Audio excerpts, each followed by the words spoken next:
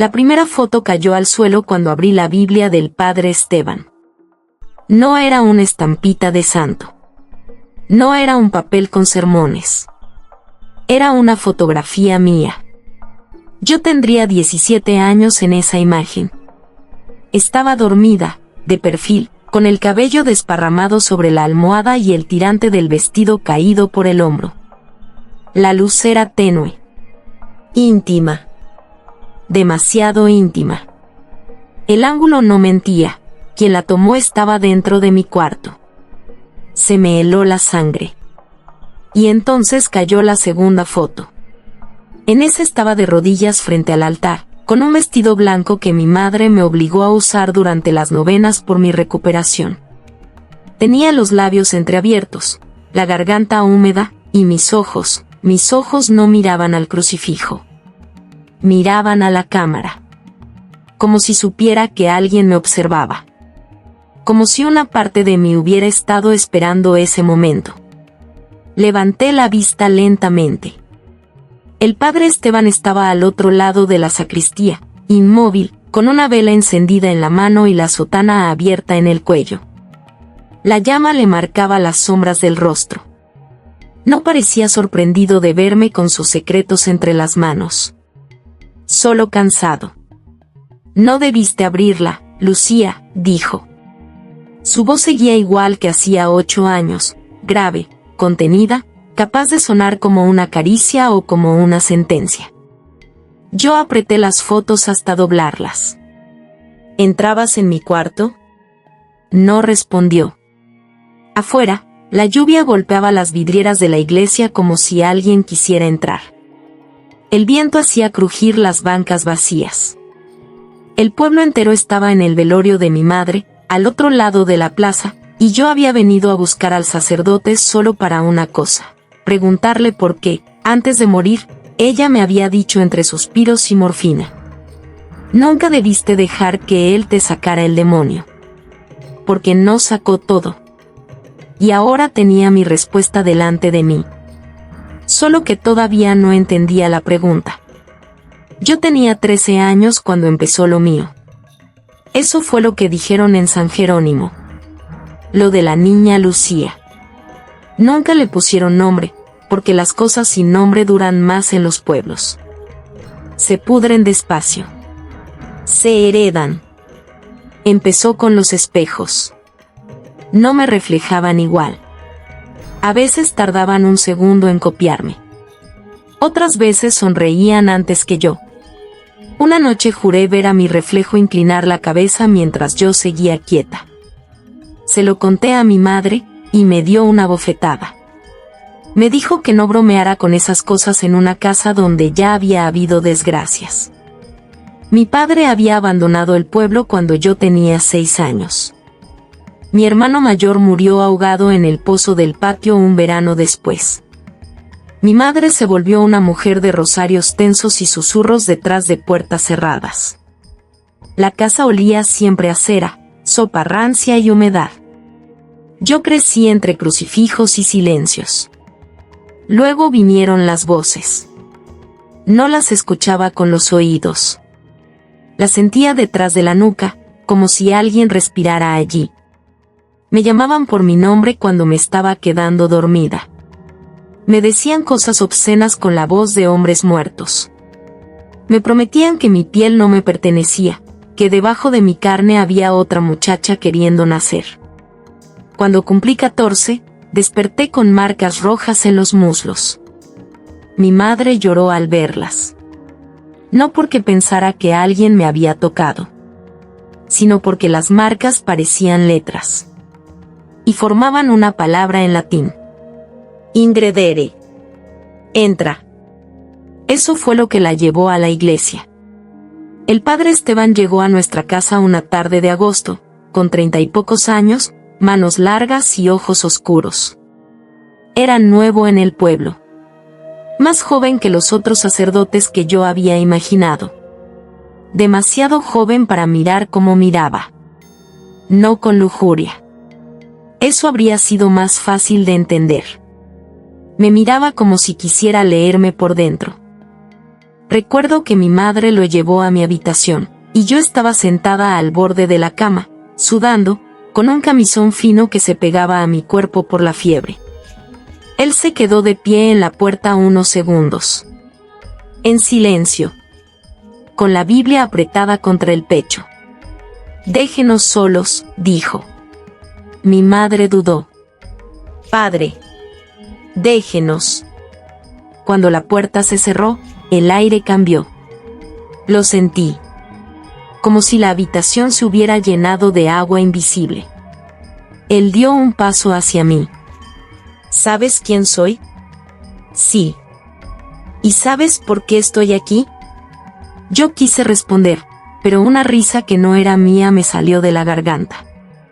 Una risa baja, sucia, adulta. Vi cómo los músculos de su mandíbula se tensaban. «No eres tú quien debe contestarme», dijo, mirando directamente a mis ojos. Entonces la lámpara explotó. Recuerdo gritos.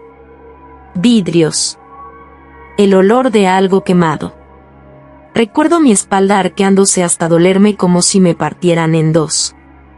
Recuerdo haber sentido vergüenza, porque mi camisón se abrió por las piernas y él tuvo que cubrirme con una manta mientras yo blasfemaba con una voz ronca y masculina que no había escuchado nunca en mi vida. Después vinieron semanas enteras de rezos, agua bendita, convulsiones y fiebre. Pero también otra cosa. Su presencia. El padre Esteban empezó a visitarme cada día. A veces con mi madre presente. A veces no. Me hacía preguntas que parecían absurdas. ¿Qué sueñas? ¿Quién te toca en los sueños? ¿A qué huele cuando aparece? ¿Te habla con voz de hombre o de mujer? ¿Te pide entrar o te pide salir? Yo le respondía temblando, y él tomaba notas en un cuaderno negro. Nunca me tocaba más de lo necesario. La frente. La muñeca. El cuello, para sentir el pulso. Pero cada roce se me quedaba en la piel durante horas. Y eso me llenaba de culpa. Porque yo era una niña enferma. Y él, un hombre de Dios. Sin embargo, había algo en su manera de mirarme cuando creía que yo dormía. Algo que no era deseo solamente. Era miedo. Fascinación. Reconocimiento. Como si ya me hubiera visto antes. El exorcismo final ocurrió en noviembre. La iglesia estaba vacía. Mi madre dijo que era mejor así, porque el demonio odia a los testigos. Yo fui vestida de blanco, con los pies descalzos y el cabello suelto. El frío del suelo me subía por las piernas como un animal. El padre Esteban me esperaba frente al altar mayor. Había velas por todas partes. Olor a incienso. A aceite. A rosas marchitas. Me pidió que me arrodillara. Yo obedecí. Y entonces empezó a rezar en latín. Al principio solo sentí mareo. Luego un ardor insoportable en la espalda, como si me clavaran agujas calientes entre los omóplatos. Me doblé hacia adelante. Él siguió recitando. Yo grité. Una fuerza me lanzó al suelo y las velas temblaron todas al mismo tiempo. «Dime tu nombre», ordenó él. Yo apreté los dientes. No quería hablar. Pero la voz salió igual. «Ya lo sabes». No era mi voz. Mi madre rompió a llorar al fondo de la nave. «Dime tu nombre». «El que tú le diste». Entonces él se quedó inmóvil. Y yo sonreí. Con una sonrisa que tampoco era mía. Nunca olvidaré lo que pasó después, porque nadie me lo creyó jamás. El padre Esteban se acercó, se arrodilló frente a mí, apoyó una mano en mi cabeza, y la otra en mi pecho, justo sobre el corazón. El contacto me atravesó como un relámpago. No de dolor. De algo peor. De algo que quería quedarse. Abrió la Biblia sobre mi cuerpo y empezó a rezar más rápido, más fuerte.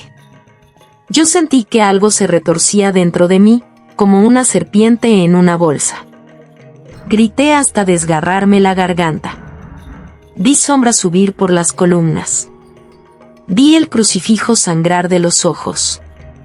Vi a mi madre taparse la boca para no enloquecer.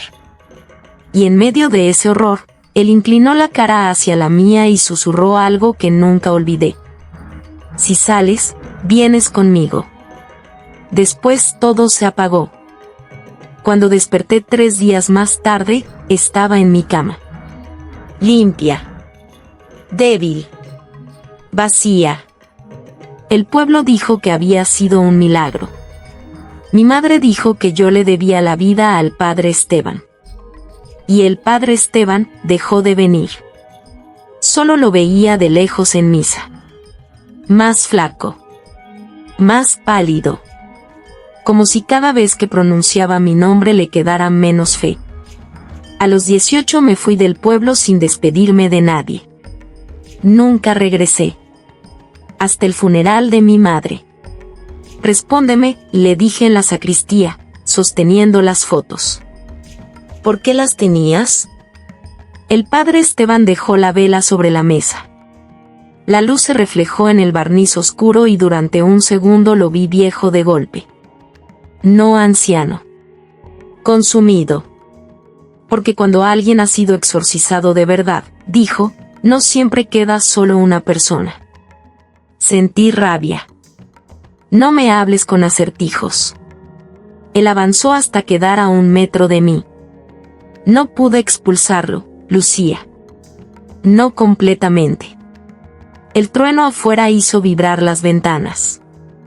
Yo me reí, pero me salió un sonido quebrado. Entonces mi madre tenía razón. Tu madre sabía menos de lo que creía. Se inclinó, abrió la Biblia por la mitad y, uno a uno, me mostró lo que guardaba dentro. No eran solo fotos mías. Había recortes de mi cabello. Trozos de tela de mis vestidos. Papeles con frases escritas por mí y otras que yo jamás habría escrito. Retratos míos a distintas edades, siempre dormida, siempre distraída, siempre hermosa de una forma que me hizo sentir desnuda aunque estaba completamente vestida. Eso no prueba nada, murmuré, aunque la voz ya no me obedecía. Prueba que seguía allí. Me mostró la última imagen. Era reciente. Yo, en el velorio de mi madre esa misma tarde. De pie junto al ataúd. Con el velo negro y las manos juntas. No recordaba haber visto a nadie con una cámara. Pero eso no fue lo peor. Lo peor era mi expresión. No estaba llorando. No estaba seria.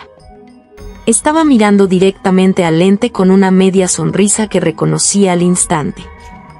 La misma sonrisa que apareció en mi cara durante el exorcismo. Sentí náuseas. ¿Quién tomó esto? Yo no. Lo miré. Él sostuvo mi mirada con una calma terrible. Hace años entendí algo, dijo. Lo que había en ti no quería tu cuerpo. Quería ser visto a través de ti. Deseado a través de ti. Adorado a través de ti. Cada vez que alguien te miraba con hambre, con obsesión o con miedo, le dabas forma. Se me secó la boca. ¿Y tú? Esa era la pregunta verdadera. La única que importaba. Él cerró los ojos apenas un segundo.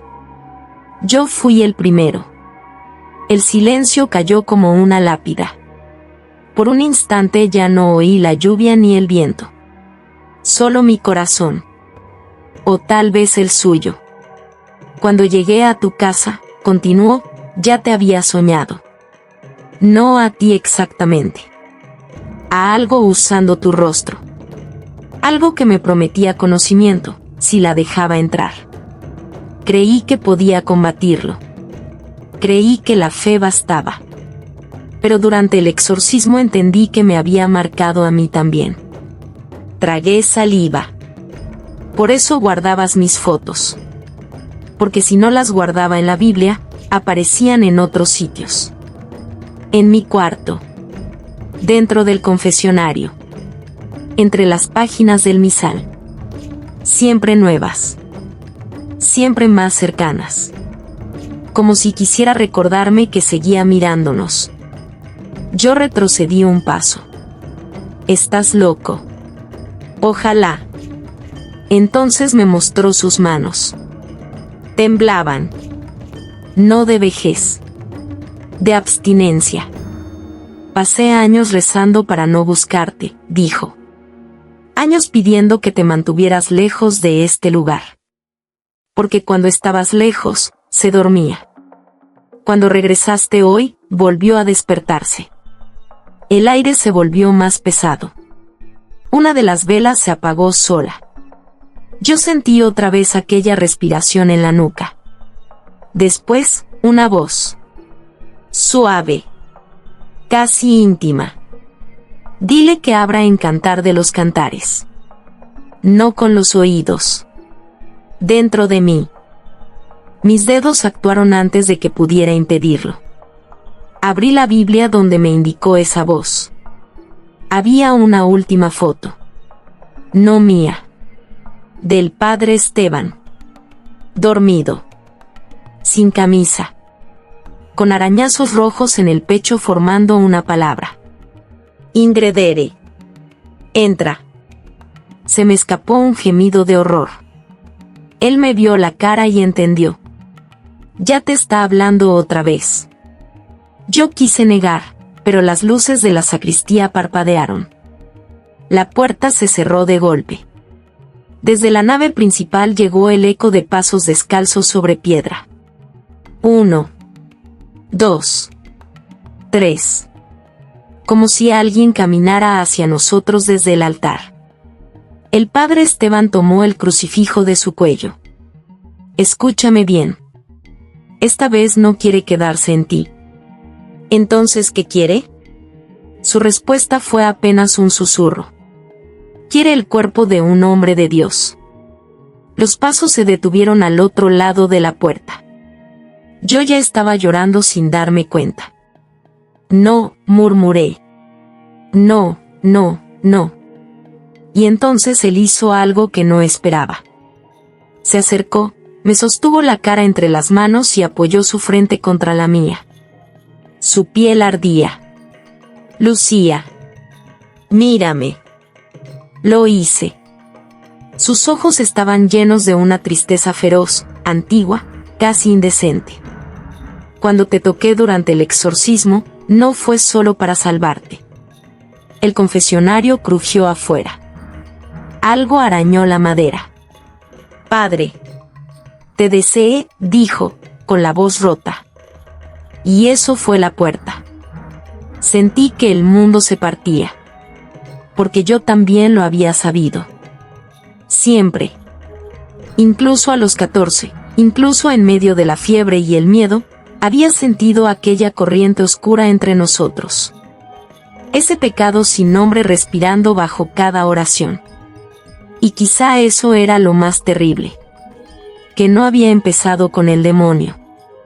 Había empezado con nosotros. La puerta estalló hacia adentro.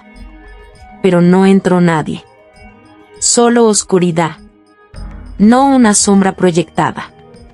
Una oscuridad espesa, viva, con forma de velo arrastrándose por el suelo. Subió por las piernas del padre Esteban como humo negro dentro del agua. Él cayó de rodillas, apretando el crucifijo hasta clavárselo en la palma. «Reza», gritó. Yo no podía moverme.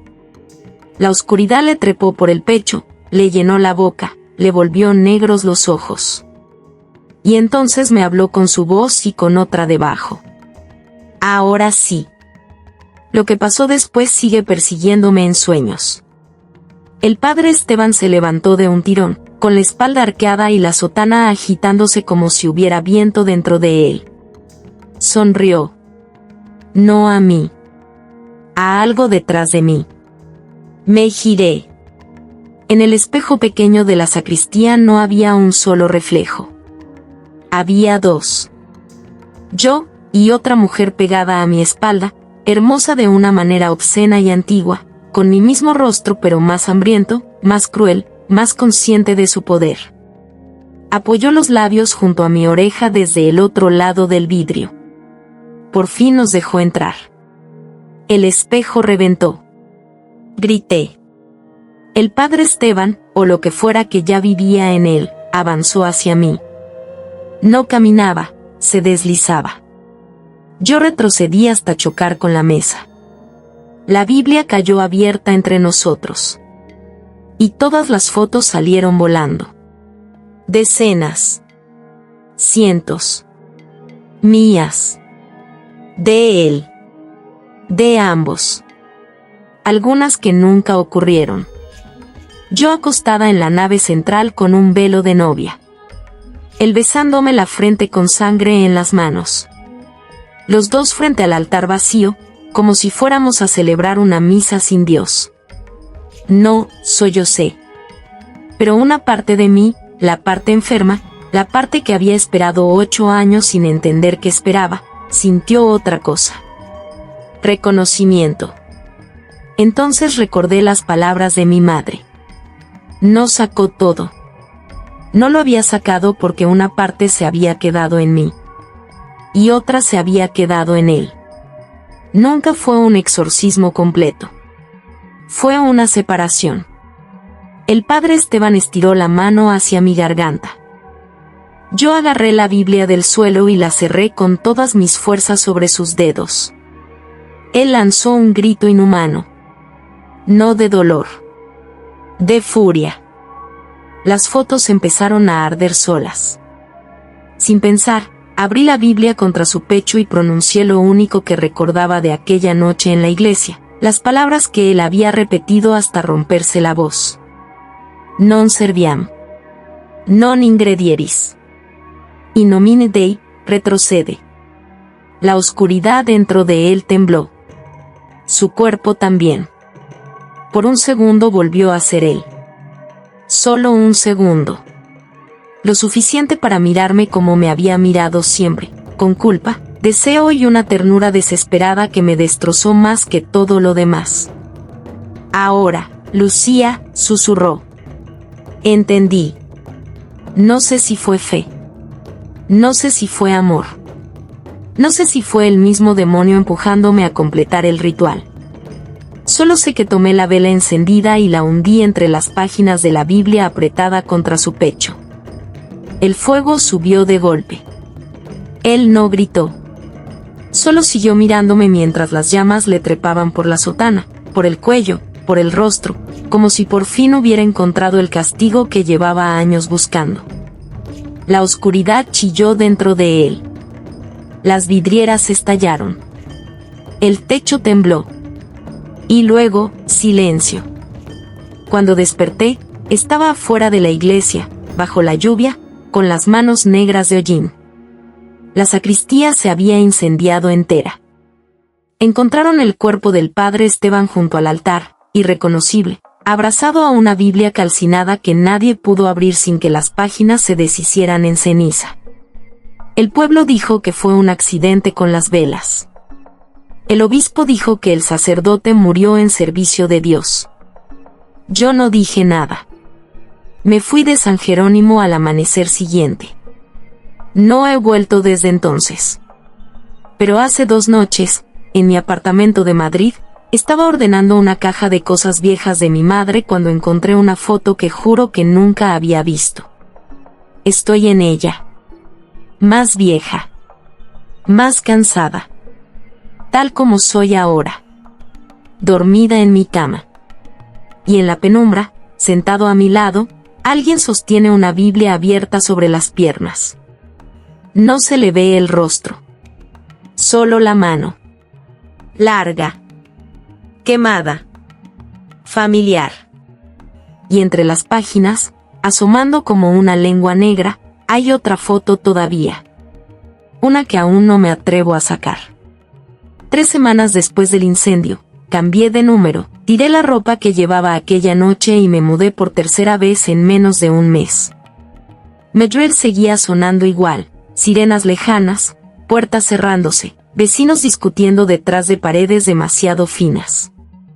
El mundo seguía funcionando como si la iglesia de San Jerónimo no hubiera ardido con algo más que madera, tela y carne. Intenté convencerme de eso. Intenté vivir como una mujer normal. Dormir 8 horas.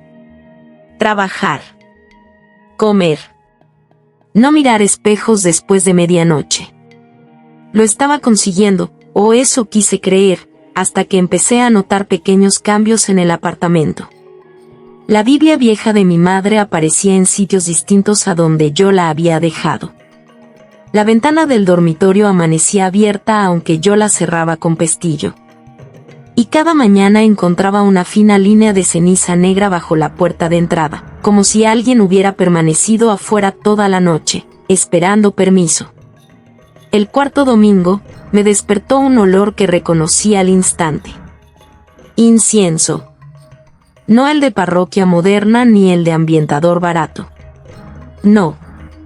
El incienso pesado, antiguo, casi dulce, que usaba el padre Esteban durante las sesiones en mi casa. Ese olor que se te pegaba al pelo, a la ropa, al fondo de la garganta. Abrí los ojos despacio. La habitación estaba oscura, aunque ya debía haber amanecido. La persiana seguía baja. La calle no se oía. Ni coches. Ni voces. Ni pasos en el pasillo del edificio. Demasiado silencio. Entonces lo vi. En la silla junto a mi cama había una sotana colgada. No una sombra. No una forma confusa.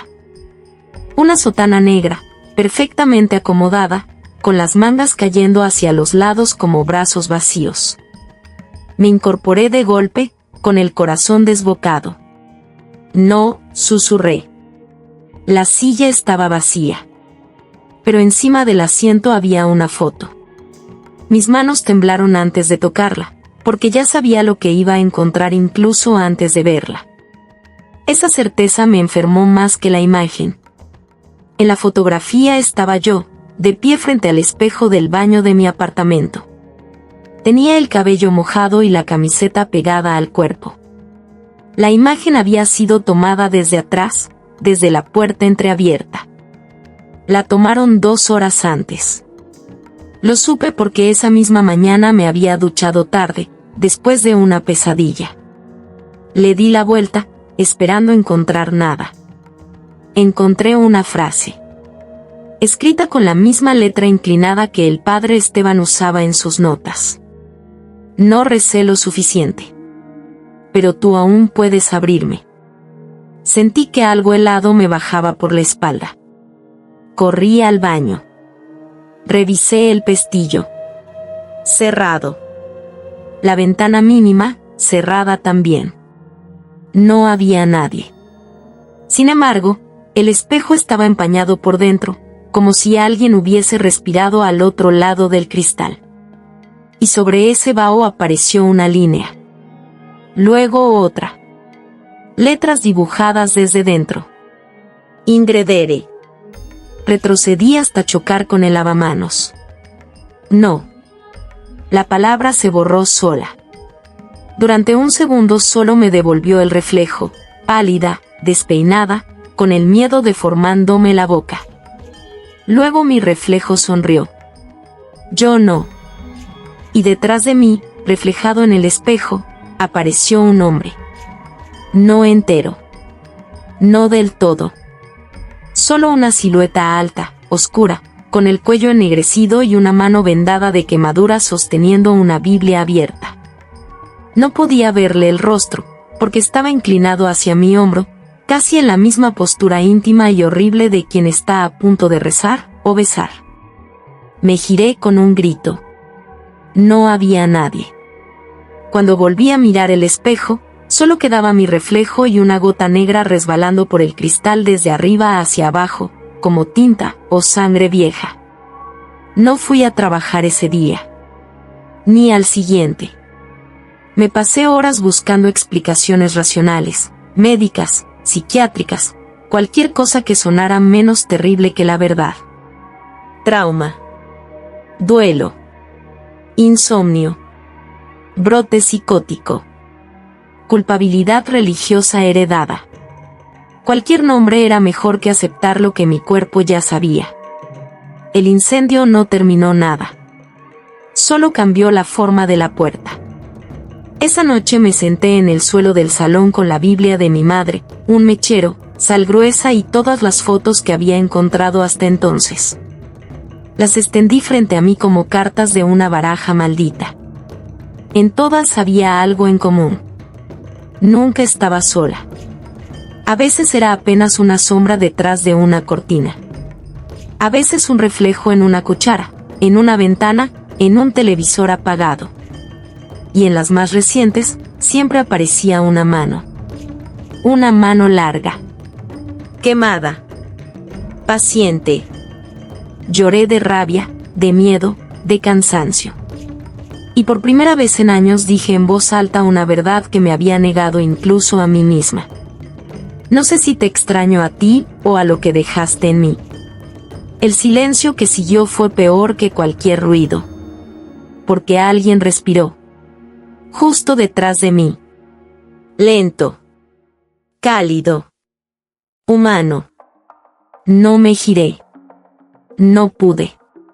Solo apreté la Biblia contra el pecho mientras una voz, baja y rota, habló junto a mi oído con una ternura que me heló hasta los huesos. Lucía, esta vez abre en la última página. Esperé varios segundos antes de moverme. Y cuando por fin reuní valor para abrir la Biblia, encontré algo que no estaba allí una hora antes. Una fotografía revelada todavía húmeda. La levanté con dedos torpes. Era de esa misma noche. Yo estaba sentada en el suelo, rodeada de fotos y sal. Y detrás de mí, arrodillado como un penitente, el padre Esteban apoyaba la frente sobre mi hombro. Sus ojos estaban cerrados. Su boca, apenas abierta. Como si siguiera rezando desde el otro lado. O como si hubiera regresado porque, al final, nunca supo distinguir entre salvarme y volver a entrar. Y abajo, en el borde blanco de la foto, había una segunda frase escrita con la misma letra quemada. La próxima vez no vendré solo.